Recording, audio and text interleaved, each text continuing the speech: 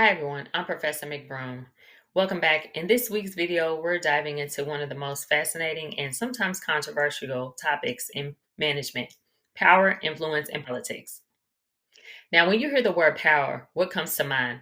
Maybe political leaders, CEOs, or even a boss who seems to make all the decisions. Power itself isn't good or bad, it's about how it's used.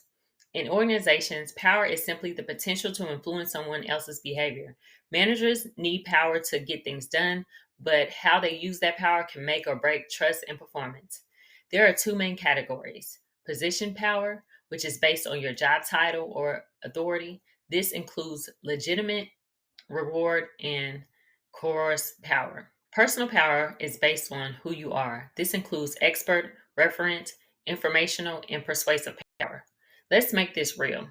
Think about Steve Jobs at Apple. Jobs didn't just have legitimate power as a CEO, he had expert power from his design, genius, and referent power from his charisma.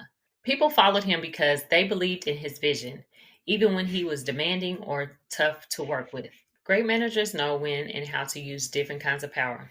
For instance, reward power, like bonuses or promotions, can motivate people, but if it's unfair or inconsistent, it can backfire. And coercive power uses punishment or fear, should be used only in extreme cases like when someone violates ethical or safety standards. A manager who uses expert and referent power tends to inspire loyalty rather than just compliance. Think of Nadella at Microsoft. When he took over as CEO, he emphasized empathy and growth mindset, not punishment or control, and transformed Microsoft's culture. That's personal power in action. Another key concept is empowerment. Empowerment means sharing power, giving employees real authority to make decisions and solve problems. For example, companies like Netflix and Google empower employees to innovate freely. At Netflix, teams decide their own projects, priorities without layers of approval.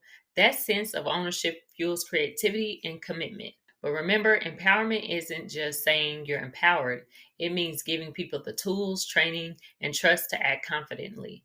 Power and influence go hand in hand. Influence tactics are how we use power to affect others' behavior. Some tactics are more effective than others. Most effective rational persuasion, inspirational appeals, and consultative. Least effective is pressure and manipulation.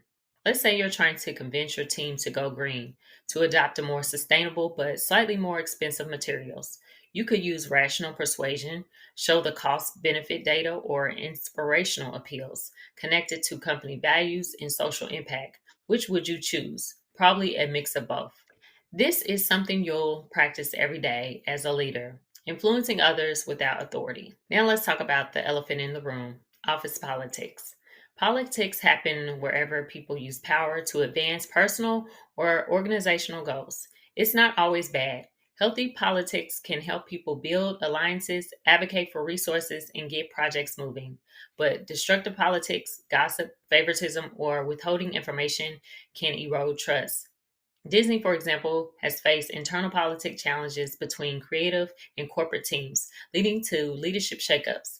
The lesson: transparency and fairness are the antidotes to toxic politics. Finally, let's talk about impression management, how we shape how others see us. It's natural. Job applicants do it all the time in interviews, but there's a fine line between professional self preservation and not being authentic. Research shows that self promotion might help you land the job, but over time, consistent performance and authenticity are what sustain influence. Leaders like Tim Cook at Apple demand impressions through humility, ethics, and consistency, and that builds long term credibility. So, to sum it up, power isn't just about control, it's about influence and responsibility. Effective leaders use personal power more than positional power.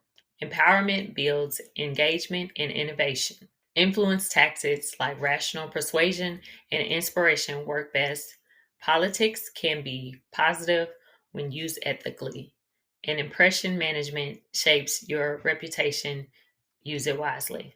As you reflect, think about your own source of power. Where do you have expert or referent power? How you can use that to positively influence others. Remember, leadership isn't about titles, it's about impact. Thanks for watching. Be sure to post your thoughts in the comments. I love to hear how you see power and influence play out in your workplace or community. Until next time, stay curious, stay kind, and keep leading with integrity. See you in the next one.